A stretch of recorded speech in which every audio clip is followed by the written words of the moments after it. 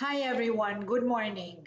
Thank you for being with us, and thank you to our sponsors, the Health Channel and the Ready to Check Go program by Thermo Fisher. Also, the I Remember bracelet against genocide. And with that, I want to say that I wish everybody peace and that by the next conversation, hopefully, the war is behind us.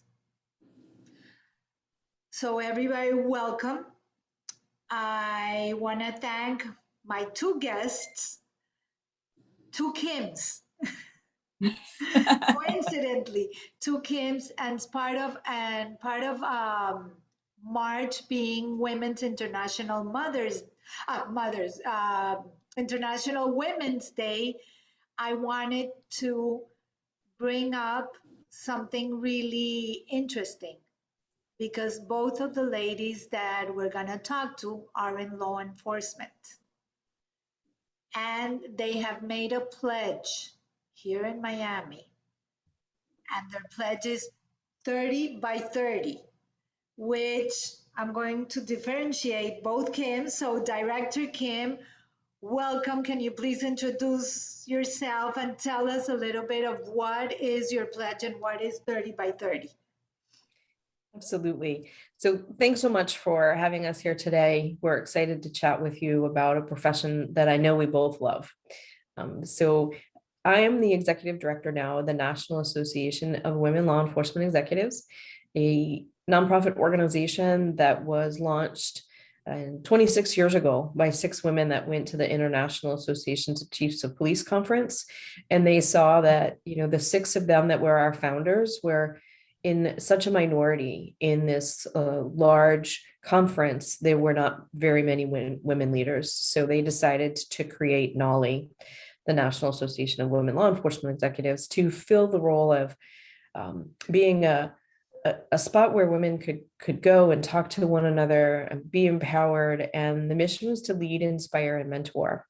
So fast forward to last year, we really had not seen a change in the numbers of women in the profession. So just under 13% of all law enforcement are women.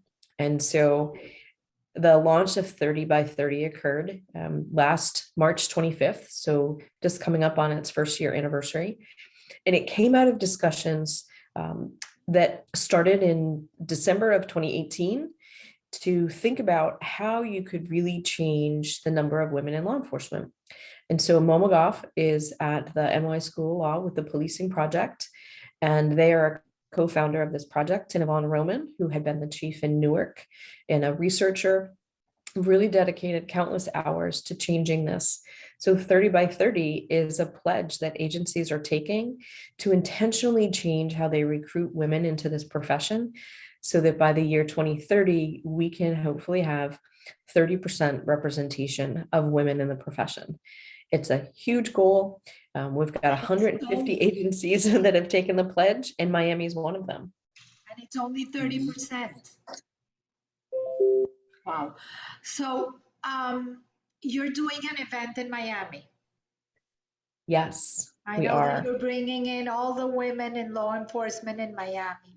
So where can they go to sign up or look at what the event is about? Yeah, so the conference in Miami, the sky is the limit.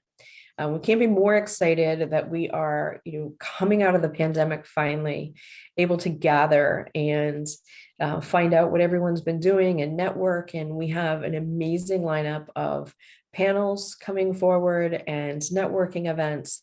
And folks can go to our website, which is just NAWLE, NAWLEE.org. And there's a link there, and all the information on the conference is there. We're going to be at the Intercontinental right in the Bay. Beautiful spot. We have a great layout for our conference. We're going to have a welcome reception so that everyone gets to know each other. And we even do a first timer session, so that instead of having to go to a networking event not knowing anybody, we gather pre-conference and just let everyone meet the board of directors and some of our longtime members And then, they get to learn who is from where and what are they doing, what are some special interests, and start the conversation going. So then we have just 3 amazing days of gathering together, talking about contemporary issues in policing and a lot of leadership. And the big thing that we do at NOLI is have a mentoring program. And we see a lot of women make friends for life at the NOLI conference. And we have a mix of folks that are just starting out in their careers and wanting to promote. And then we have some of the chiefs from the largest organizations from across the country coming, and they will be there to help with our mission of that lead, inspire, and mentor. But if a woman is thinking about going into law enforcement, can they attend? They could attend, certainly. I think it might be a little bit harder for them because they'd be talking about Okay. issues that happen sort of day to day. But anyone is welcome to contact NOLI and ask for a mentor. And we do have some women in our mentoring program right now. We're very fortunate that Motorola Solutions Foundation sponsors us for our mentoring program with grant dollars, where we can for free match people with mentors, whether they're That is wanting to talk amazing. about physical fitness standards or what it's like in the academy, or for those that are already in the profession, like what are the next steps. That is amazing because if everything is about mentorship, as you know, I have the Power of the Heels Foundation, which Commander Kim has agreed to come and speak to the girls and hopefully get more women interested in what you guys do. But with that, Commander, can you please introduce yourself and tell us a little bit about yourself? Because before I shoot you with a lot of questions, not literally. Okay. Kimberly Caruso, I'm the commander for Miami Police Department. I have a net area, which is a neighborhood called Edgewater. So I command that area, which is basically just north of downtown. So it's a small area, very residential, a lot of high rises. So I work with a lot of people there. My support staff, we address every problem that comes up in the area, whether it's crime or quality of life issues. That's what we deal with every day. I've been in the department, it'll be 21 years in June. And I've been everywhere pretty much in the department. Every major investigation unit I have worked, whether as a detective or as a supervisor. So I've been a little bit of everywhere, whether it's been as patrol officer, because it's where you start, all the way up to now here. But I've spent half my year in half of my career in investigations, mainly traffic related. So my last position before I got promoted was in charge of traffic homicide. So What do that's you a mean by nutshell. traffic homicide? That's basically traffic crash investigations. It encompasses traffic homicide. Traffic So I crash. handle, Okay. right. So everything, every time somebody's seriously injured or dies in a crash or hit and runs, everything related to that I've handled for years. So till now. Let me ask you both then, whoever wants to answer first. Because your goal of 30 to 30, and that doesn't even match, not even getting to half of the women that could go into law enforcement. But both of you are women. I know that, Commander, you're a mom. And as a woman and as a mom, how do you make that decision to go into law enforcement, put yourself in the line of duty where you're putting yourself in danger, basically? Like you don't know what's going to happen during your day and what's going to happen with your kids as a wife, as a mother, as a daughter. We as women are more emotional in that sense. Like guys go in and say, yes, this is my job, I'm going in and goodbye, and that's it. But we think a little beyond that. So what's on your mind when you leave your house? How can you convince someone with that passion and just take the next step and not be afraid? I mean, for me, I can say, obviously I started the job without having kids. So I was 23, so I didn't have children. I didn't have children until much later, as you can see. That's Um, even worse. but yeah, those two belong to me. It's not just a picture. So, for me, it was a calling. Law enforcement is a calling. It's just something in you that I knew early on, that it just came to me that my goal was to help people and to be in the community that I grew up in and to help people. That was my calling. And I knew that this was the right fit for me. And I knew the dangers associated with it. I know as an only child and as a girl and raised by a single parent, single mother, it was a difficult sell. But to say the No, least. I can't And imagine. Like, yeah, but I mean, it was, hey, you do what you want. You need to finish your degree, which I did, and then you do what you want. And that's what I did. And I made that choice. And at 23 is when I started. So and now, I had two kids much later in life, at 36 and at 40, so a little later. But I still do in fact, it's probably made me feel more passionate about the job because I have two daughters, and to me, it's a male-oriented field. So still, but to show them that they can do whatever they want. Like nobody can tell you, oh, because it's a job for guys. You know what I mean? Like, no, it's for everybody. And you can come out here and you can do whatever you want. If this is what you want to do, you come out here and you do it. You have to work, but you have to do, you do it. You do what you love. And I do what I love. And I still do it 21 years later with the same passion I came with when I first started. So I don't think to myself, oh, today's the day. No, listen, I live my life that, you're right. I may not make it home, but I still come to work and do my job. And if I need to lay down my life to protect somebody or whatever, then I'm still very much able to do that. You know what I mean? Like I'm okay with that. So that I don't have that fear, I guess. You know what I mean? Like if you have fear, I mean, fear is natural, but you have to control that fear. So it's not a job for everybody. I'm not going to sit here and say it's a job for everybody. It's not, but it is to be able to help people when they really need you. I can't tell you. I mean, it means so much to me. It is a thankless job. There's no doubt about that. definitely. Nobody's thanking you at the end of the day. I still got to go home and work my other full-time job when I get home, which is being a mom. So I still got to go do that when I get home, but I wouldn't change it for the world. And I encourage any woman out there, no matter what, if this is what you want, you got to do it. Nothing is handed to you and nothing was ever handed to me on a silver platter in this job. But if it's what you love and it's in your heart, then you do it, and we were talking about it a little while ago, the sacrifice that a Trooper Shuck in Southwest Florida over by Tampa over the past weekend, there was a 10K race on the Skyway Bridge, which is a huge bridge over there. And they had a bunch of runners on the bridge actively.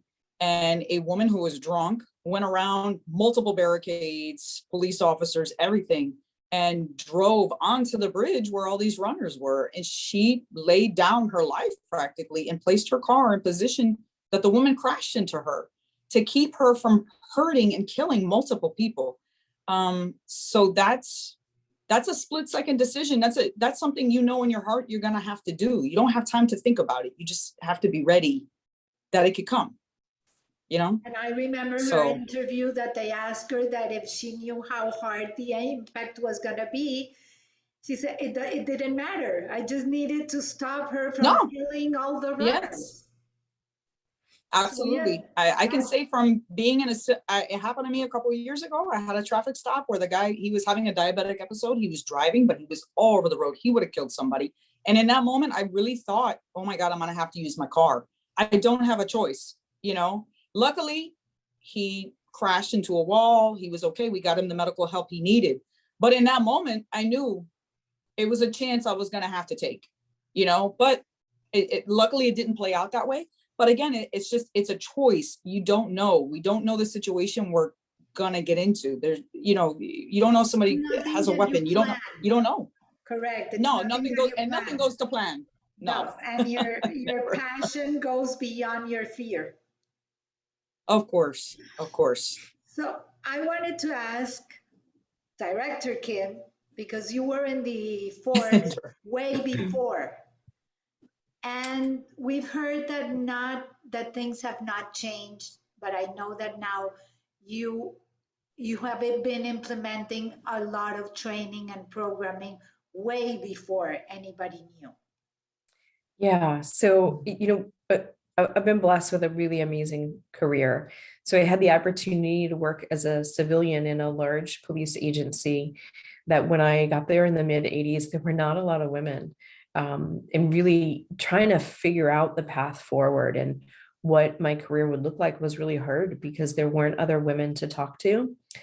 Interestingly enough, one of the women that was at the agency right around that time, she is the president of the International Association of Women in Police, which is amazing. We started in the same city with our policing career, so we love to tell that part of the story. But at the same time, I was sworn in a small agency. So here in Massachusetts, there's a civil service process. So you have to take a test. And when I took the test in the mid 80s, we say very, very tongue in cheek, right? You couldn't buy your way onto a police department. There was so many people for the test. And even with the highest score on the test, I did not have military preference. I didn't have foreign language, and I didn't have a residency preference. So even with a near perfect score, it was almost impossible to get on a civil service agency because people with those other designations, there's like the absolute preference for military and civil service.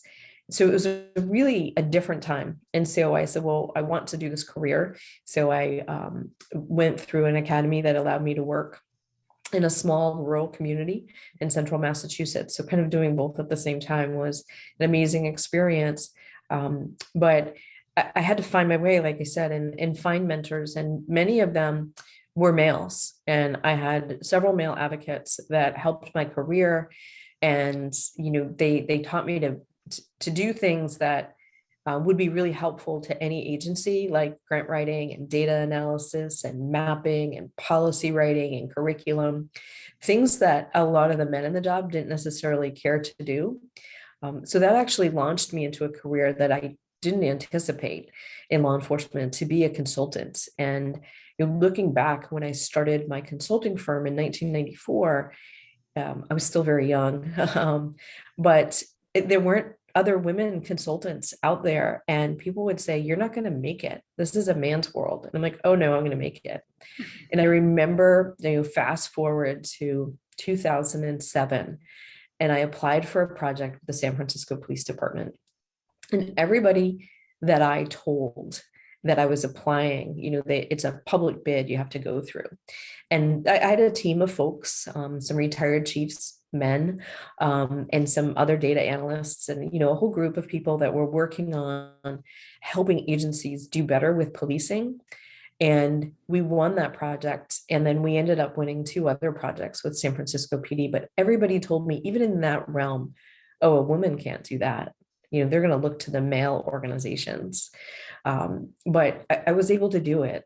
And it just takes that perseverance. And like Kim says, it's a calling. This profession to me is a noble one.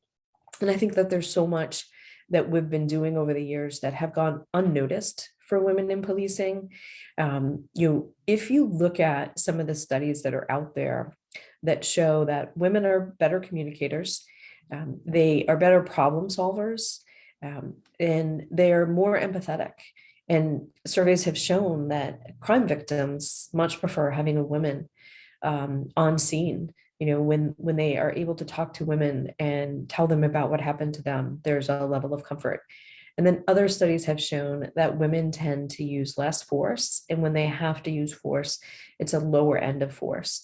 So we've been spreading that message for a long time. But quite honestly, Gladys, it's been really hard to get people to listen. And, the voice of women in the profession has not been heard as loud as it should. But over the years, we've been trying, we'll continue to try. The 30 by 30 in the pledge is really instrumental, because what that shows is that there's males in the profession that are willing to step up and say, we want to be part of this initiative. So, Miami, they signed with a male chief. NYPD, while we are just thrilled that we have a female commissioner at NYPD for the first time in the largest police organization, it was a male that signed the 30 by 30 pledge. LAPD signed the 30 by 30 pledge, and they're a male organization. The chief is a man. And we have 150 organizations right now. And I would say that, percentage wise, most of them are men. We have our Women Law Enforcement Executive of the Year from last year was one of the first signers on. She is a female chief here in Massachusetts. And we do have some other female chiefs, but we have to be transformative to find those male advocates for women, because that's how we're going to change policing, right? We don't have enough women in the chief's seat now, but we have these men that want to change the culture of policing.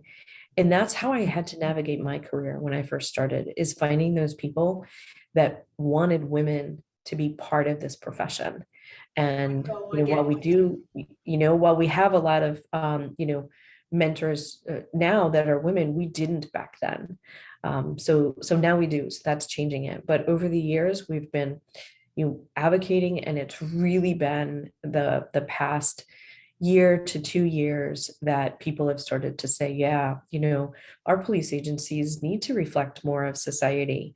And whether it's changing policies and practices for women that just had babies that are coming back to work and they need a spot to pump, that wasn't in a policy manual. They didn't have to think about that, but you need that time built into your schedule if that's your situation. And other, anti-harassment practices, making sure that there's training and that there's follow-up if there's discrimination or harassment. So those are all the things that, we've been working on and that I've seen in my 35 years in this profession. And there's been little change up until now, but just like our theme for the conference, the sky's the limit. We're going to do this.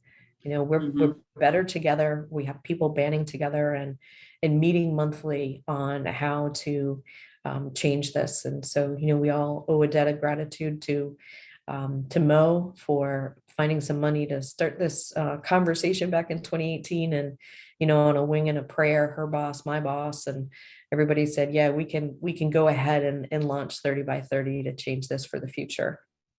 And I know also that women tend to de-escalate the aggression between something that might go on. Instead of escalating it, when women interfere, it tends to de-escalate and they can calm down the situation. So that is something that can really be used. It's a major difference. And just like, we talk a lot about generations in the workplace, and we don't want to be stereotypical and put people into boxes and say, this is exactly how someone is always going to be, because you can modulate your behavior. You can think about circumstances. But we were able to get some funding from the Office of Community-Oriented Policing Services, one of the federal agencies. And we did some research and truly just scratched the surface. I learned so much about gender in the workplace and how men and women just think differently and approach things differently. If you're in a room full of men, they'll make a decision and they'll just go with it. And sometimes they don't think of the alternatives. Women, we think of the alternatives. And that's why when, women go into a call for service, they're more apt to think about the circumstances that got them there in the first place. So asking more questions, their body stance tends to be a little bit different. Their intonation in their voice tends to be a little bit different, and they'll ask those questions. So sometimes doing that, like you said, the de-escalation happens because the women start to ask the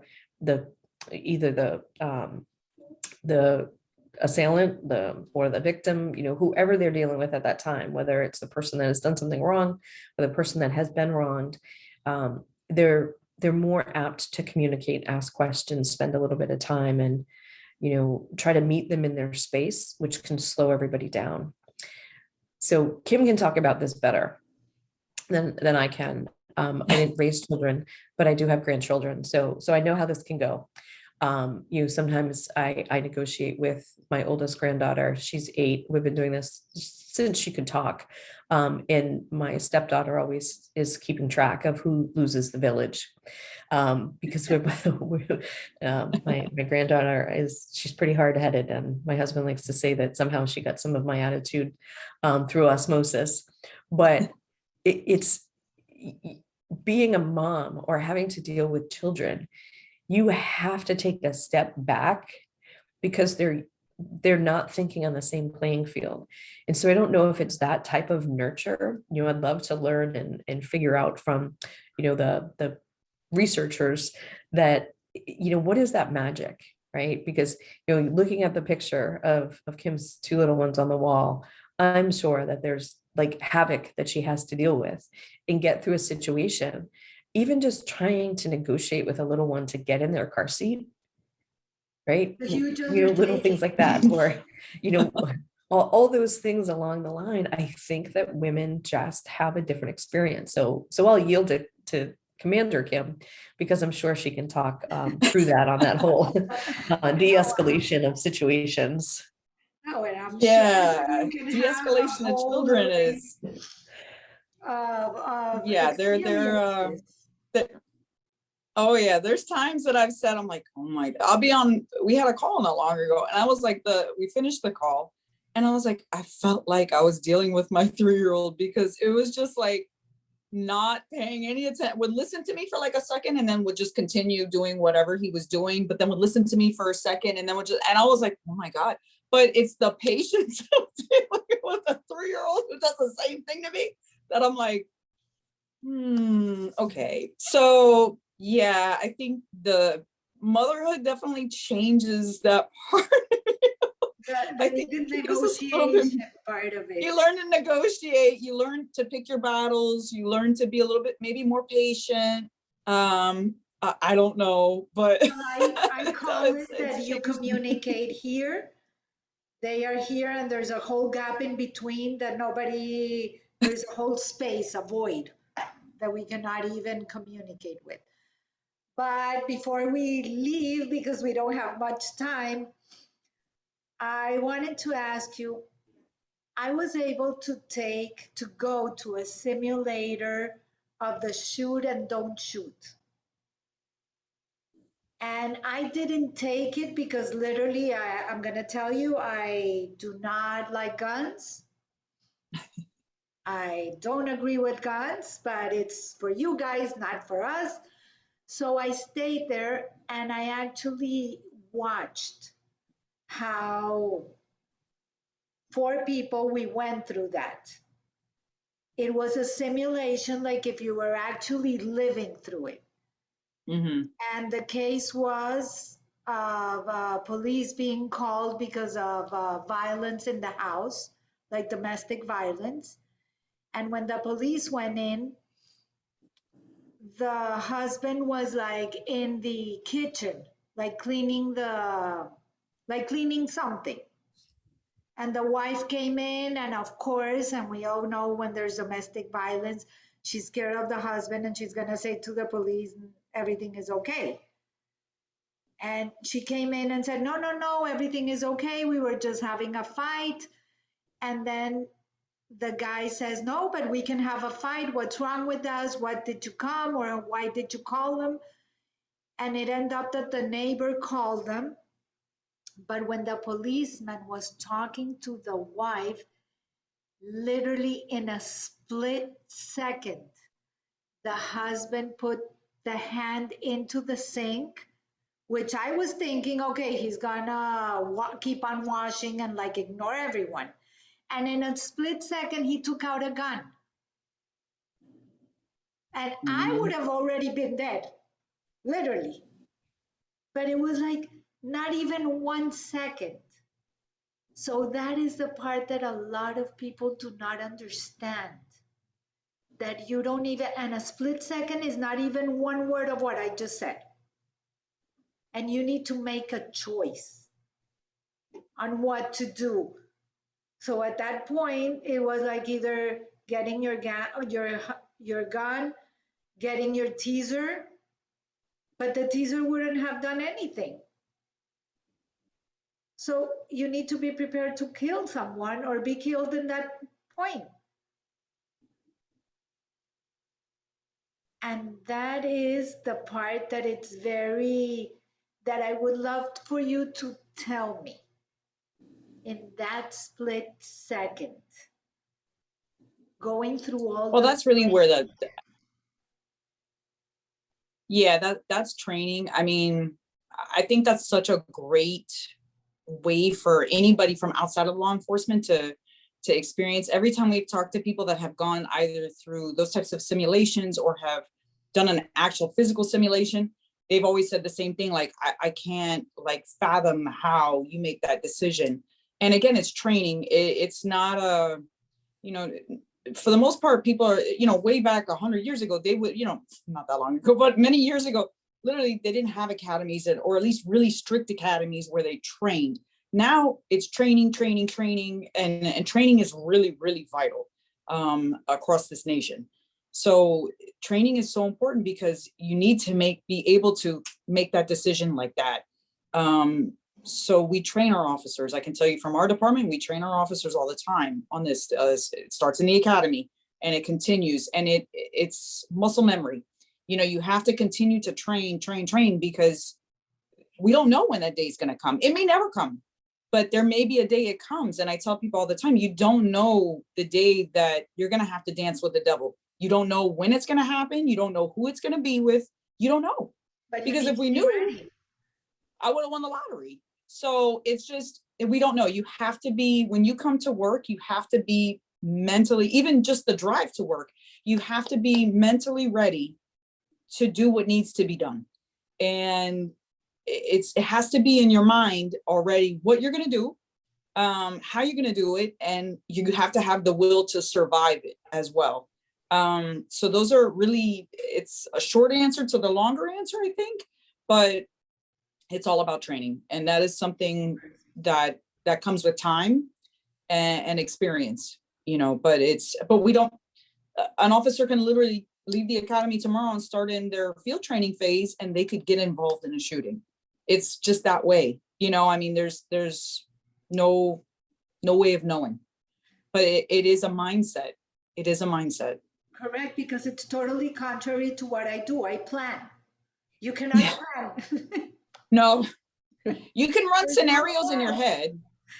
Yeah, for me, I mean, I was taught early on, many years ago when I was in college. I actually did an internship program with Miami-Dade Police Department.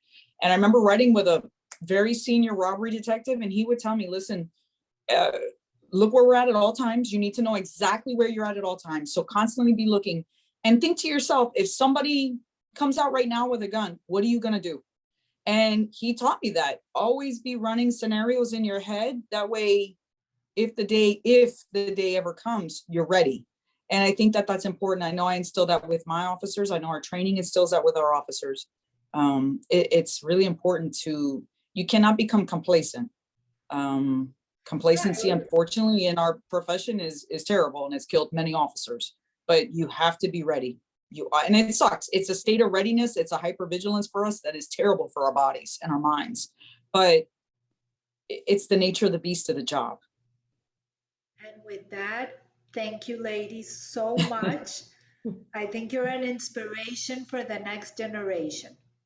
Thank you. And above all, stay safe, please. Thank you so much. Thank you so much, everyone. Until next week, stay safe, and wishing the world a peaceful outcome with everything that is going on.